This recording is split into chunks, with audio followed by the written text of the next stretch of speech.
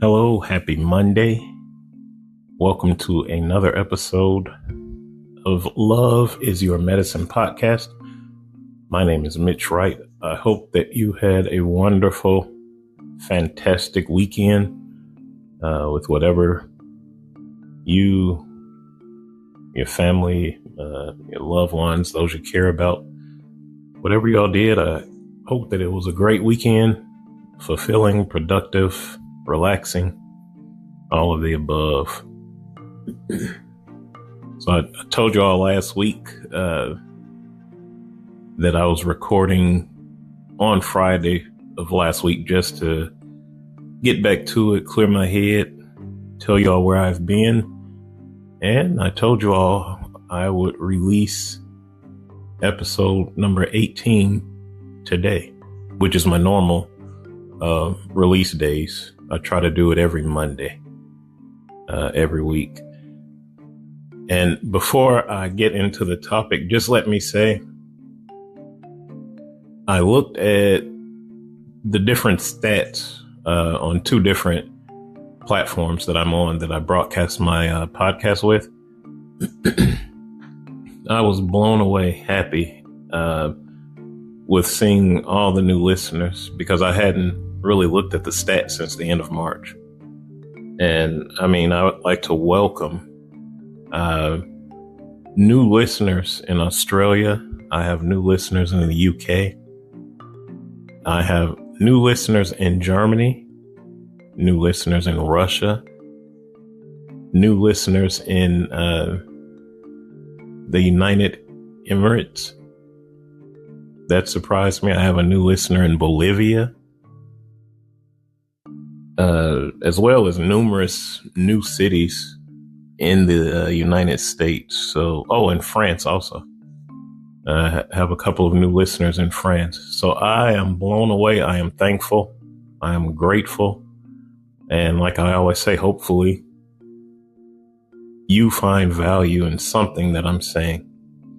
So getting to it, today I will be speaking about parents and their children. More specifically, when you have children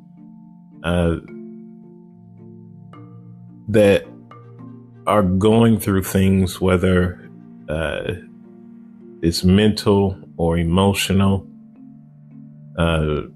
learning disabilities, anything like that, this is for you.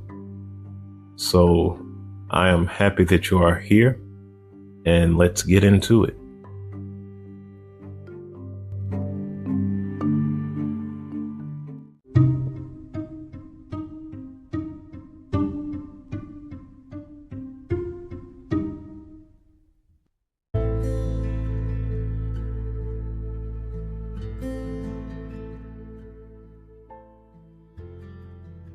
Welcome to episode number 18.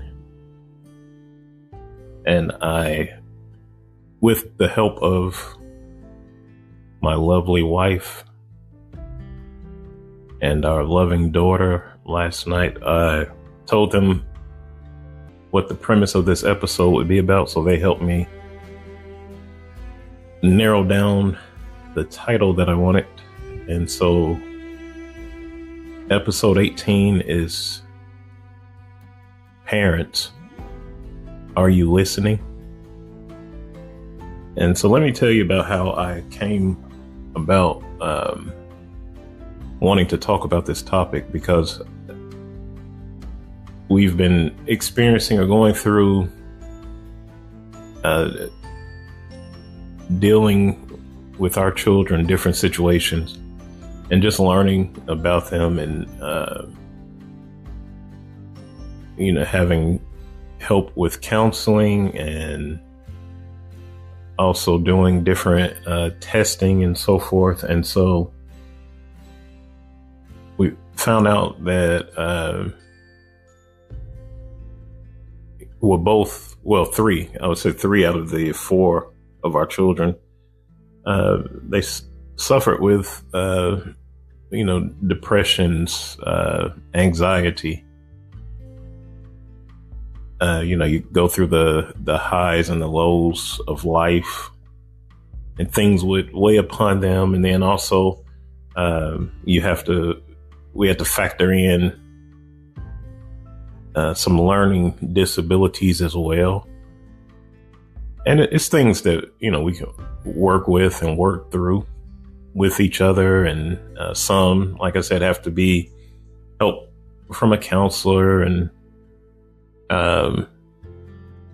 when I talk about my family, I'll say some things, what I need to get across, but like, I respect their privacy, so I'm not going to put everything out there. I only really do that with myself, because I'm transparent with myself. So I can talk openly about my flaws and shortcomings and so forth. I can do that pretty easily because it's me, and I just put myself out there. But I always try to, when I'm referring to my family, I try to do it in a way where I can get my point across, but without just putting them on the spot totally. So we work with our children through these, the different things that they go through. And when I talk about all of this, in no way am I saying that these are the things that they go through or experience or working on. They are not flaws. They are not defects.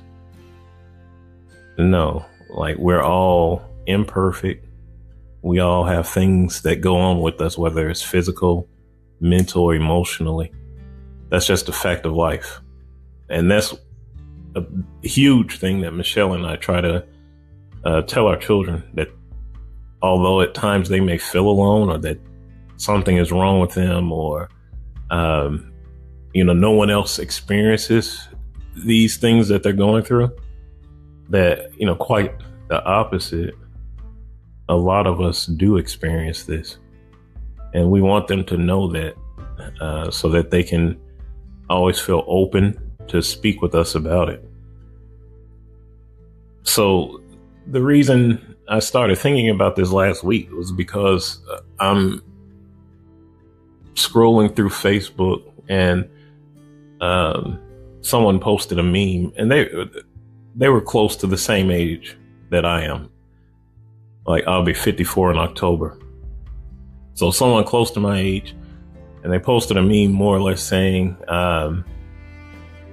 the child telling their parent, I think I have depression. And the response from the parent was, go depress those dishes while you wash them.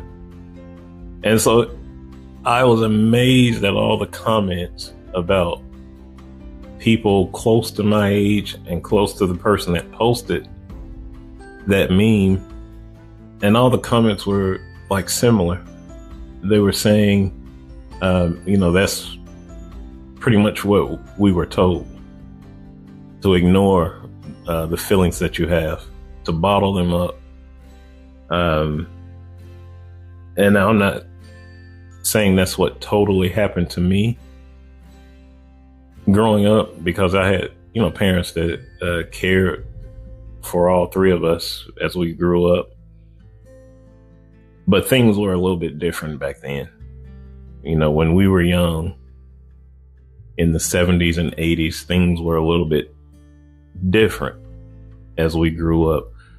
I'll tell you this, when I went to school, and elementary school, and I was in 5th grade, and so our homeroom class was right next to special education class, and it was the stigma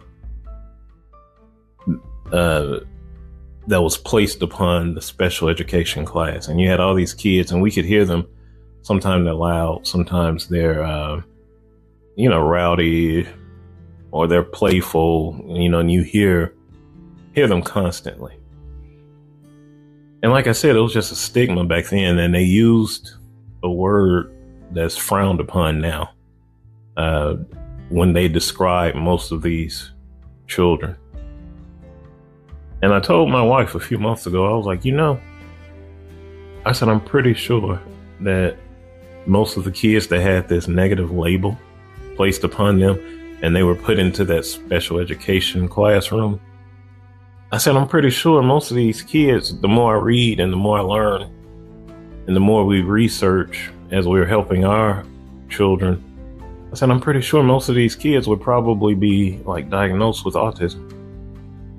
But they had this negative label placed upon them and they were put into this special education class where most of the time, as I said, we could just hear them acting up, acting out. And what were they really learning? And so, yeah, when I saw that post last week on Facebook, it just made me think. And to see all of the people around my age group saying the same thing is like, yeah, we just had to deal with our depression or anxiety alone, or we had to bottle it up. Some were saying their parents didn't want to hear anything like that. So that made me think, like, what was it about our parents? Because not saying that, they didn't love us or they hated us, not saying that, but there had to be something to make a generation of parents feel this way and to kind of, teach their children to suppress things, to push through things, not really address things like head on. And so I've always been the type, since I was a young boy, I have to see how things work. My parents would get aggravated with me because I would take things apart, whether it was a toy. I'll never forget, I took my father's one of his radios in our basement. I took it apart because I wanted to see how it worked. And he wasn't too happy with me, but I was able to put it back together. But I go, that's how I treat things now. And, even if it's not a physical thing to take apart, if it's a situation or something that's happening, I have to keep thinking about it and I have to try to figure out why it's like that. And so that's how I treated this. And I just kept thinking, and I kept thinking over the weekend, and I'm really reading different things. And so I finally found something that I think it kind of gave me an explanation as to why we may have been raised that way. And so as I talk about this, we all go through different things. So when I talk about this, I don't know what level you've experienced what I'm talking about. So I'm not trying to make excuses for anyone. I'm not trying to justify anything. I'm just telling you, what I read and what I've seen, what I've observed. We all have different experiences in life. So just keep that in mind. I'm not trying to, if you were, not raised ideally when it comes to this subject, and it's a very touchy subject for a lot of us, about our emotional and mental well-being, coping with anxiety. Just know I'm not trying to justify anything or make excuses for anyone. I just want you to kind of understand what I read and what I thought about over the weekend. See if it makes sense to you. So before I can touch on, we being parents now, I want to touch on this because it's very interesting on our parents and how we were taught. So, and you'll see how it all ties in together. So I'm reading about the different generations. And you know what I'm talking about, the millennials and baby boomers, Gen X. So we all depending on the years we were born, we got labeled into a certain generation. Sipping some coffee at the same time. So my parents are part of a generation, they're called the silent generation. And I forgot the beginning years, but the ending year was 1945. And so like both my parents were born at the tail end of that generation, the silent generation. So then I'm like, okay, why did they call them the silent, or why do we call them the silent generation? So I kept researching that. Some of you may have heard about this, some may not. I've kind of always just stopped at baby boomers and worked up to our day now, but I never really looked before the baby boomers. So the silent generation, they were born in a time during, well, the Great Depression was ending, and then they had to deal with war. World War II and the Korean War. And so it's like they were taught by their parents to be quiet. You should be seen, not heard. Let the adults handle the problems that are going on now. We just want you to just do what you're supposed to, do what you're told, and to not really say anything. So this is how they were raised. And then to add to that,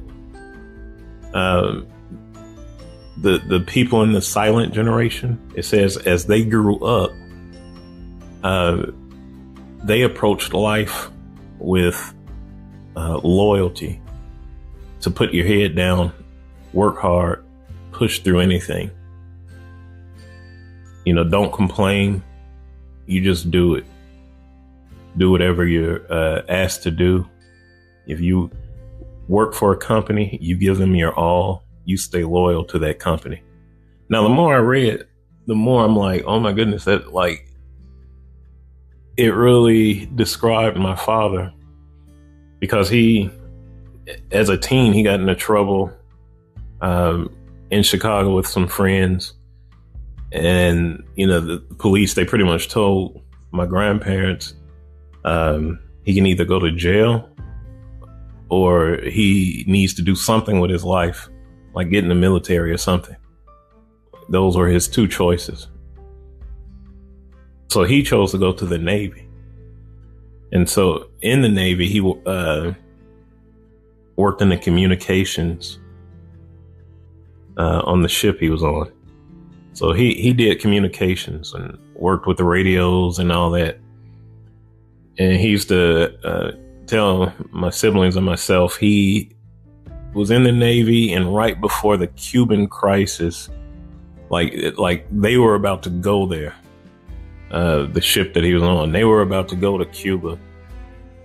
And like a couple of days before they were going to leave, the Cuban Missile Crisis was over. So he told us that really, really scared him. And so he finished, his course in the Navy. He finished. He used what he learned. And when he came back to Chicago, he got a job with Zenith. And, they were that huge television maker. So he worked for them. And then the year I was born, in 1970, he got a job with AT&T. He was with AT&T until he retired. Like over 4 decades, almost 5 decades, he stayed with AT&T. And he used to always tell me, stick with one company. You give them your all, you climb the ladder. He didn't like when I would leave some of my jobs if I wasn't happy. He would express his, he didn't like that, you had to get your tenure at one company. So as I'm reading all of this, I'm understanding so much. And like I said, I didn't go through, they didn't really shut me down when it came to me, our emotions or anything. And I can remember when my brother, he was going through some major anxiety, and he's 10 years younger than I am. He was going through some major anxiety when he was a teen. And, they addressed it. When he needed help, they got him help, and he got the right counseling and the medication to help him deal with his anxiety and depression. So it just explained to me the mindset of people in that generation. Put your head down, stay busy, stay loyal, and just get to work. And so I kept, I have friends and, coworkers and acquaintances, and, just from talking and casual conversation, I know that, a lot of people my age dealt with it. If something was wrong, you just push it deep inside you, or you don't talk about it. Don't discuss it. Just stay busy. Keep doing what you're supposed to do. It's an expression, pull yourself up by your bootstraps and keep going. So that's the mentality that quite a few of us were raised under. Just basically be quiet, do what you're supposed to do. If something is wrong, you push through it, or you bottle it up, rise above it. And so, as I grow up, it's all kind of things wrong with it. And now that a lot of us, we're parents now, how do you look at, or how do you view things that your children experience or go through? Like I can tell you, when I was a teen in the like early 80s, mid 80s, I had anxiety because a lot of us did. Because if you remember, that's when the Cold War was ending. And then they had this nuclear arms race between the United States and Russia. And all you would hear on the news is we're being bombarded by this negative information about how many nuclear bombs each of those superpowers have, the United States and Russia. And they have enough nuclear weapons that they could blow the earth up like 7 or 8 times. So imagine hearing that as a youth. It was troubling. Scary times. You didn't know what was going to happen. And then they had this thing called the doomsday clock. And as the hand, it would move closer to midnight or away from midnight, that minute hand, depending on how high the stress level was throughout the world because of this nuclear arms race. So yeah, we had anxiety growing up, but none of us really, I would say, on a, majorly talked about it or discussed it. I didn't really discuss it with my parents because I didn't really, not that I was discouraged to, but I just didn't know, what they would say. I just kind of kept it quiet, kept it to myself. Sometimes me and my friends would kind of talk about it, but then we just kind of gloss it over, move along, and talk about other things. So we went through anxiety growing up. And so, it made me think our children, they go through a lot too. Like this is a crazy world we live in. Think about it. They may be getting bullied at school for the way they look, their viewpoints on certain matters, the way they act.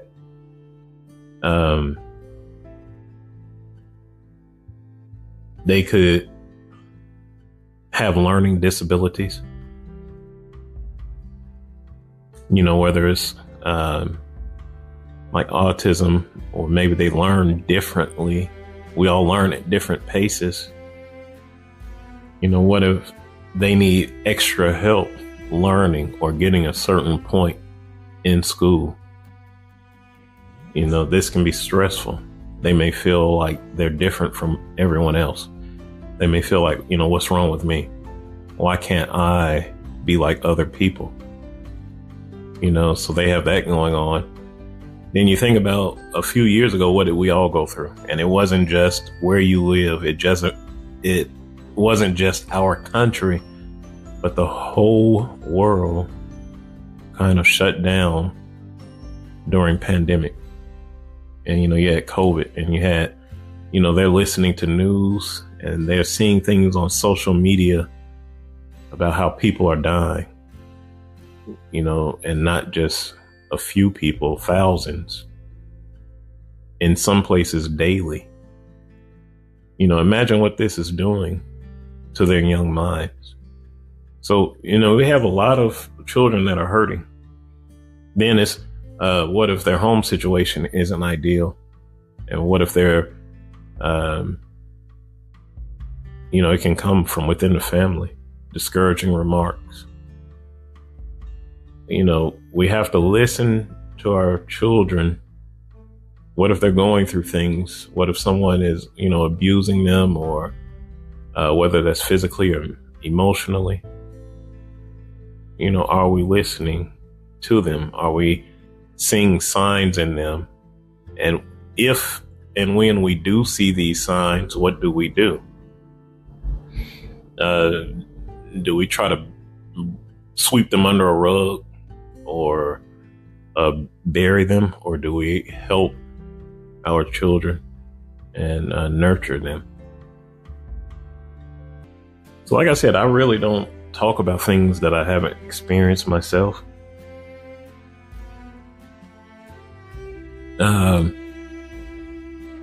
I don't have the perfect track record in being a parent. When my son was young, and I still hold, sometimes I hold a lot of guilt for this, but when my son was young and he was 10, we could just tell differences in him. And sometimes he would, just happy, smiling, playing, running around. Other times he's kind of just looking sad, blah. Sometimes we could tell he's worried a lot. So my first wife at the time, she took him in, and the doctor said that they think he's suffering with depression and anxiety, wanted to put him on medication. Now, because like I said, if you've heard my earlier episodes, I wasn't always the sharpest tool in the shed. So me being young and dumb and like too much pride, I told my first wife, like, nah, that can't be it. Like, he's always happy. I don't think he's depressed. And then she said they want to try like a medication, like a mild dose at first, to see how he responds to it. I was totally against it. I didn't want him on any medicine. And it was because I had this stigma about, something, like he would be labeled as something. People would look down on him if he was on medicine. It would be an embarrassment to the family. And like I said, that was, very dumb of me to think that way. But reluctantly, I agreed to, have him get on the medication. And I could tell a difference. Now, around that time, my brother, like I said, he was going through depression and major anxiety. And when I first saw him go, because my parents had told me he would have these episodes sometime. One day I happened to be over their house, and I saw him go through an episode where he was suffering through anxiety. And I was shocked because, I hadn't seen that side of him before, only my parents describing it to me. And so it helped me seeing them help my brother and, going with him to his appointments, and they would support the medication. And I saw the medication helping him, more and more. And so that helped me become more open and receptive to the help and treatment that my son was getting. And when I, fast forward to now and a few years ago, when I'm really, really just starting to really reflect on my life and the silly things that I've done, how could I have done things better? And to how can I not go in those directions now? Once I've had this time to self-reflect, I see and I know that my viewpoint was wrong.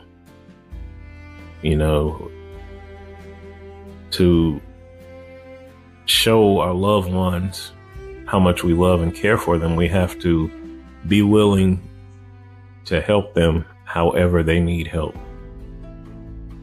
And so, like I said, now our two youngest, we help them with the depression, with the anxiety.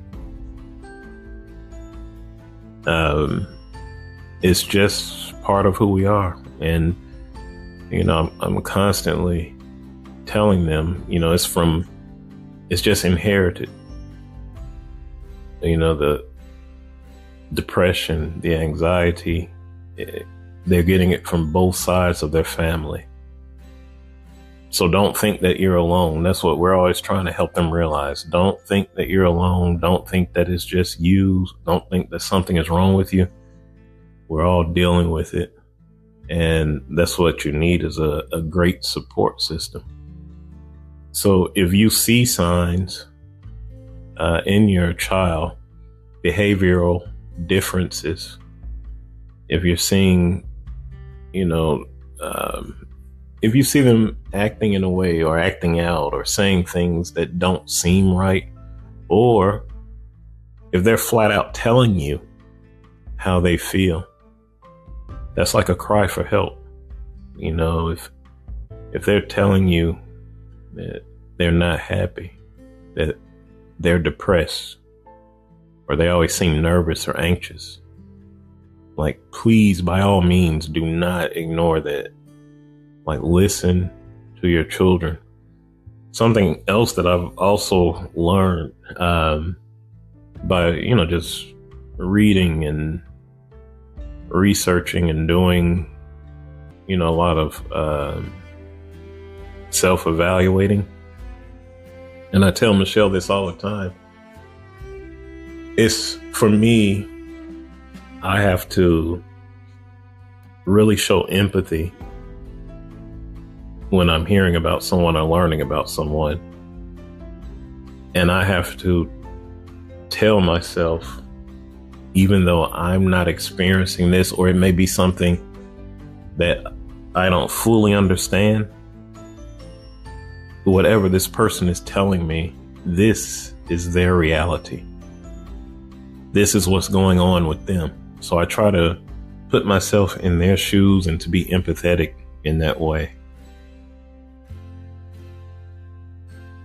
A great example of that is, I go through highs and lows with, my emotions. And sometimes, I may have days where I go through depression, days where I go through anxiety. I have days where I don't really want to talk to anyone, just want to keep to myself.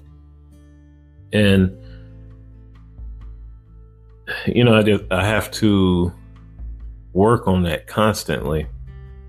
But then I know people that their depression is much deeper, and they may have thoughts, harmful thoughts. or they may even self-harm, do things to their body for self-harm because that's their release.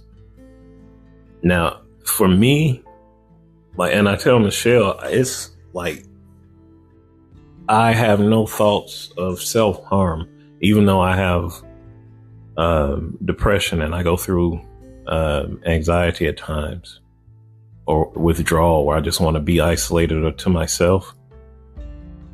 At no point in my mind have I ever got to the point where I want to self-harm myself, or I have thoughts of maybe suicidal thoughts. Like I don't, that for me, that's just really not an option. But I had to open up my viewpoint to really understand and to be empathetic for friends and family that do experience it to that level. And so let me tell you what I did, because I don't want anyone making this mistake, because I still have to catch myself sometimes.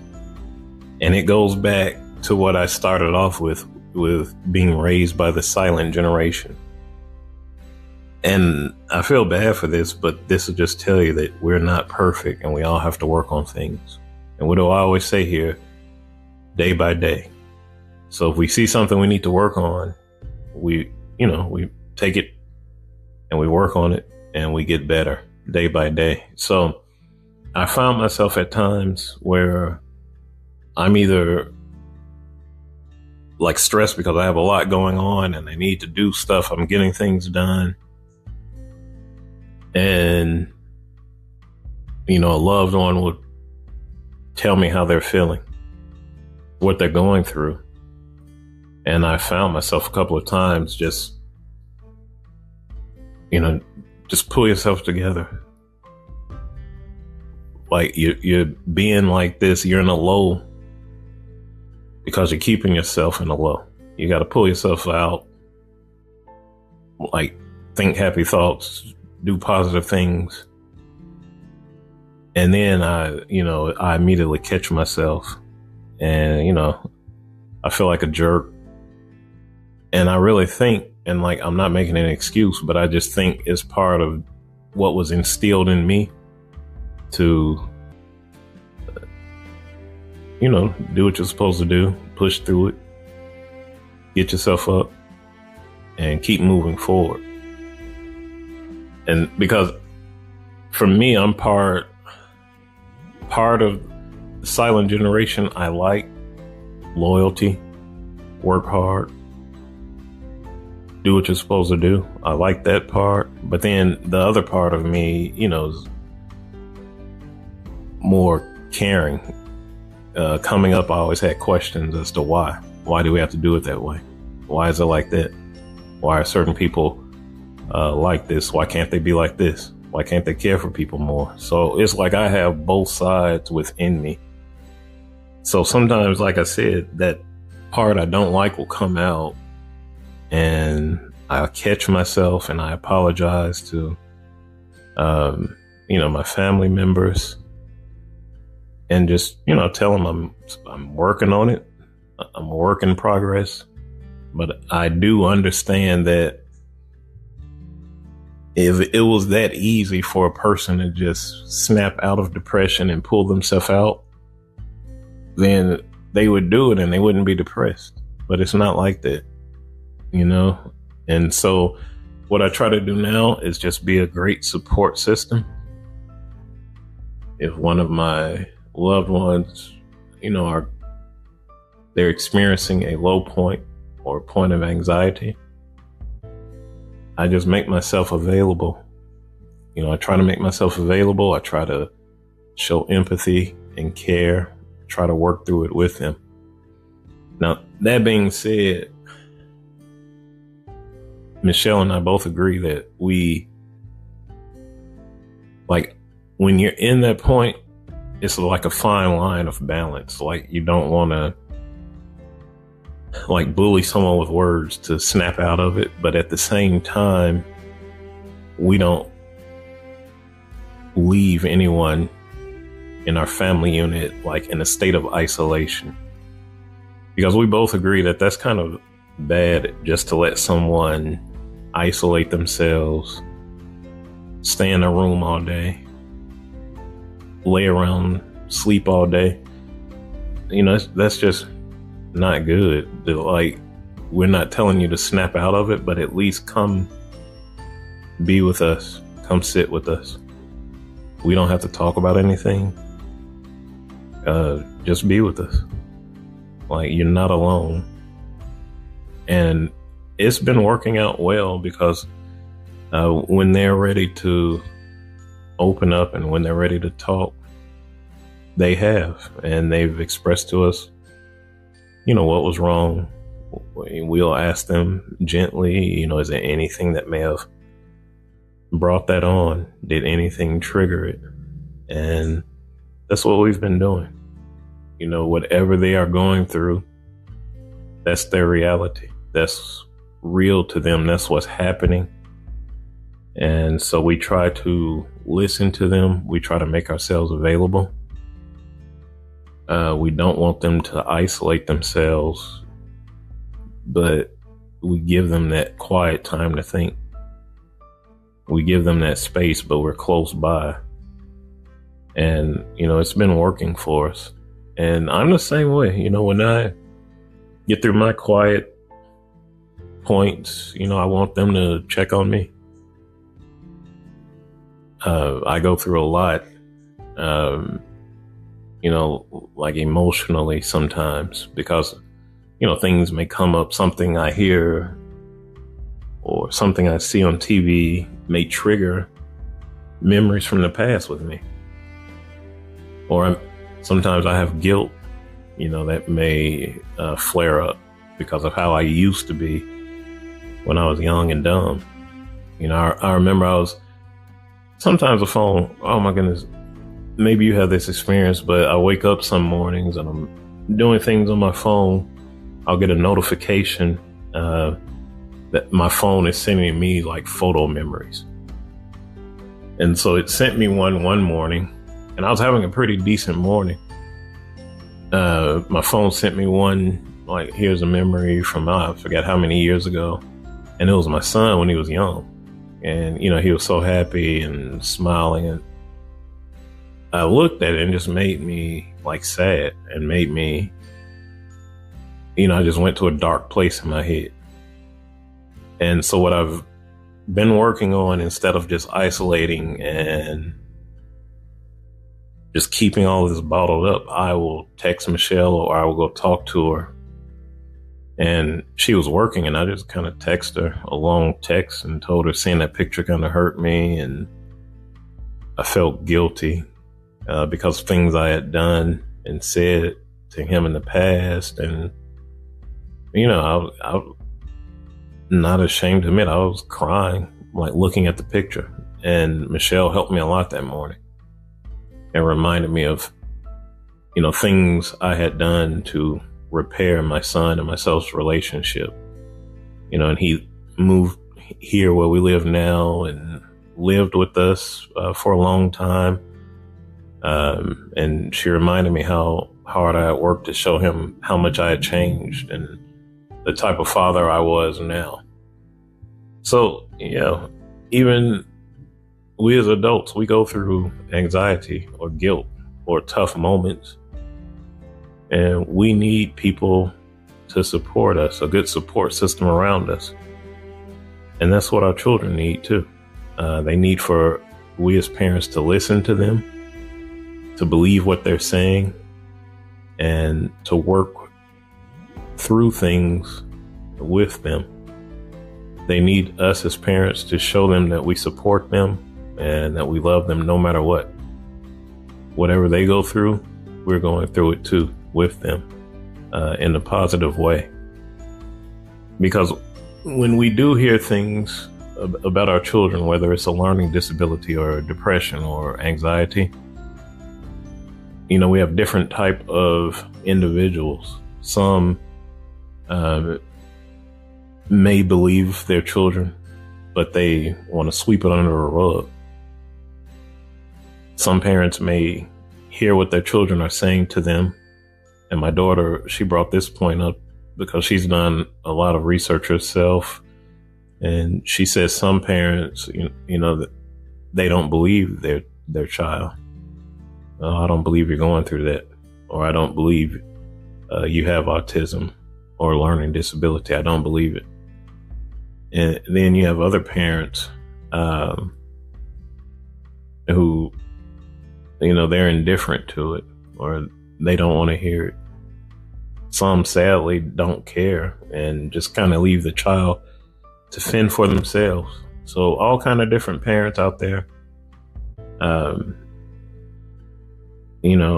hope that as a parent, you hear what I'm saying, and if, like myself, if you see areas where you can improve, like, just do it. Like, this isn't the time to beat yourself up or to go on a guilt trip. This is a time to do what we need to do as parents and show our young ones love and care and understanding and empathy and help them, work with their educators, work with their doctors together. It has to be a team effort. Some days, I'm not going to lie, some days are discouraging. Some days, and not saying they're discouraging because of our child, but it's just certain emotions you go through. It's a roller coaster. With me, it's discouraging because I always have to fight my inward feelings like I'm sorry and I hate that I passed on these genetic imperfections to our children. So that's my struggle. But, fortunately, my wife, we kind of pick each other up. And when one is down, fortunately, the other one is up. And we kind of pull each other back up. But, fight those negative feelings and negative thoughts. Because I tell you what, as we help our children, it's helping me a lot. It's helping Michelle a lot. To not only help our children, but it helps us as well. It helps me to think about ways I can improve. I tell you what, our parents, they may have been the silent generation. They may have, not done things the best, but you know what? They were our parents and they loved us the best they could. And, I take a lot of things from my parents. They did a lot of things well, excellent. Raised the three of us, to who we are now. And so if it's things, and Michelle and I talk about this a lot, if it's things that might not have been the most ideal, we try to work at changing that and making it right, with our family. Like, we have the power to do that. If it's something we didn't really like growing up, we try to do it better. And differently, because a lot of times we get stuck in this, they call it the generational curse thing, where, it's how we were raised. So we're just passing it on. It's like a cookie mold. When you bake, everything comes out identical as that mold. So you try to break that. If it's something negative in your life that you didn't like or didn't appreciate, you have the power to change it, to make it right with your children. As I was reading about the generations, the generation that I'm in, Generation X, which is if you were born from 1965 to 1980, those are a lot of our characteristics. We wanted change. We questioned things. We weren't going with the flow. So, we have the power to change things for the positive, for the better. So, I hope that this episode has, if you needed to hear this, I hope that you hear it with open ears and an open mind and an open heart, because we have a lot of our young ones out there struggling. They are screaming for help. They are screaming for positive attention. Before you label a kid as just being bad or lost, we really need to see what's causing them to act or think the way that they do. Is there anything impacting them negatively in their lives? And you have to be open and honest and really look and see, could it be with what we've been talking about today, depression, anxiety, learning disorders, whatever it may be. Could these things have anything to do with why my child act the way they do? And like I said, sometimes, fortunately, they're just going to come out and tell you what's wrong. Do you listen to them? Do you take them seriously? Do you help them approach this? Because it's going to help them, especially in their formative years. If we approach it like this with care and love, it's going to just teach them that even though we go through adversity, even though we go through hardships in life, we have the power within us to endure and to withstand and to move forward positively, not brushing anything under the rug, but handling what we need to handle when we need to handle it. So a lot of good can come from helping your children. And might I add, this applies to if both parents are in the home, or if you co-parent. Both parents need to be on board. Put aside the selfishness, put aside the pettiness of feuding and bickering with each other, if that is what you do, if y'all are separated or divorced, and put the child first. You made a child together, so there's no time to use that child in the middle of your petty arguments. If you are co-parenting, both need to be on board to give what you created the best opportunity in life. So I wanted to add that as well. So I hope that this episode has been of value to you. It is a complex topic, but one that needs to be discussed and needs light shed upon it. So, if you have work to do, day by day, that's what we do at Love is Your Medicine podcast. We take things day by day. If you haven't done things ideally on this subject matter or any, use it as learning opportunities within yourself. Don't use it as something to beat yourself up over. God gave us the ability to readjust and to get better. So use it as a learning opportunity if you need to, and get better. But by all means, help your children. Help them to thrive however they need help. Mentally, emotionally, physically.